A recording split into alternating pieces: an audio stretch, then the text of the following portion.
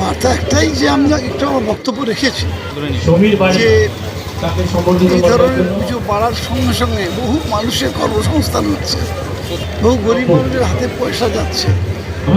গরিব মানুষের হাতে পয়সা যাচ্ছে বলেই আমরা এত সমর্থন করছি। গরিব মানুষের পয়সা গেলে সার্বিকভাবে রাজ্যের অর্থনীতি সবল হয়, এবং আমাদের যে রাজ্যের অর্থনীতি সবল হয়েছে তার এটাই কারণ যে সমস্ত পুজো আছে অথবা সমস্ত ধর্মের মানুষের যত উৎসব, এবং বিশেষ করে আজকে খুঁটি পুজোর মধ্যে দিয়ে উদ্বোধন হয়ে গেল।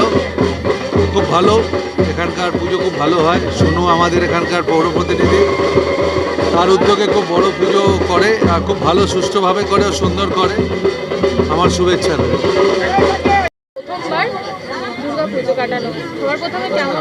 খুব ভালো লাগছে, কারণ আমি এইভাবে সত্যি দুর্গাপুজো কাটানোর সুযোগ পাইনি। এইবারে যেভাবে কাটাতে চলেছি আমি খুব এক্সাইটেড আমি এই জন্য, সত্যি কথা। কারণ আমাদের একটা অন্য আমরা স্ফিয়ার অফ লাইফ মানে একটা অন্য প্রফেশন থেকে আসছি, সেইখানে কিছু লিমিটেশনস আছে।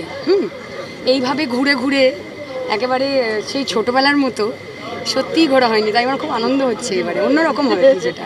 একই দিনে দুটো হ্যাঁ, ওই তো আমি বললাম যে 1-2 বছর আগে মনে হয় কোন বারে করেছিল নপাড়া ওই পুতুলটা সিলিকনের প্রতিমা আগের বছর না তার আগের বছর, হ্যাঁ। তো সেইবারে দেখেছিলাম, কার্নিভালেও দেখা হয়েছিল পুজো, সমুদ্র পুজো, এবং আমাদের 2022-এ আমাদের নপাড়ার দাদাভাইয়ের সঙ্গে। তো তখন ভাবিনি যে 1-2 বছর পর এইভাবে ওতপ্রোতভাবে জড়িয়ে যাব। তো একটা পুজোর সাথে মানে নিজেকে জড়াতে পারলে কার না ভালো লাগে। আর দুর্গা পুজো বলে কথা, আমরা বসে থাকি সেই তীর্থের কাকের মতো যে কবে আসবে দুর্গা পূজা, সেই ছোটোবেলার মতো 5টা করে জামা হবে, ঘুরতে বেরোবো, ছুটি, স্কুলের একটা ছুটিটাই আনন্দের একটা ব্যাপার। তো খুবই ভালো লাগছে। এবং মানে অবশ্যই মাননীয় মুখ্যমন্ত্রী মমতা বন্দ্যোপাধ্যায়কে মানে অসংখ্য ধন্যবাদ জানাবো আমরা সকলে, কারণ এই দুর্গাপুজোকে কেন্দ্র করে যে অর্থনীতির যে চাকা, সেটা যেভাবে মানে প্রফিট হয় ছোট ছোট মানে সব রকম ব্যবসায়ীদের, ফুচকাওয়ালা, বেলুনওয়ালা, যারা প্রতিমা বানাচ্ছে, যারা স্টেজ বানাচ্ছে, যারা থিম করছে, সব দিকে আমার মনে হয় একটা অর্থনীতির দিক থেকে সবাই অনেকটা সেখানে একটা ইনকাম হয়, এবং অবশ্যই আমরা সকলেই সেটাতে আনন্দিত বোধ করি। ভোটে যে মানুষটা সব থেকে বেশি তোমার সাথে ছিল আজকে তারই খুঁটি পুজো বলা যেতে পারে, সেই ব্যাপার আজকে সেখানে কেমন কি বলবে? হ্যাঁ, কিছু মানে অবশ্যই এটা আমি তো এখন গেস্ট না, আমি হোস্ট, তো অবশ্যই সভাপতি হিসেবে এখানে। হ্যাঁ, অবশ্যই পরশুদিনই ক্লাব সমন্বয় বরানগর লোল্যান্ডের আনন্দিত রেসপন্সিবিলিটি একটা একটা বার্তা দিলেন তারা যে পুজো, লোল্যান্ডের পুজোর পাশাপাশি যে অন্যান্য পুজোগুলো যে লোল্যান্ড জায়গা করে নিচ্ছে গত কয়েক বছর ধরে, কি বলবেন? আমি আবার কি বলবো, আমি পরীক্ষায় পাশ করি, সবাই আমার পরীক্ষার পাশের কথা বলে, নতুন করে আমার কি আছে?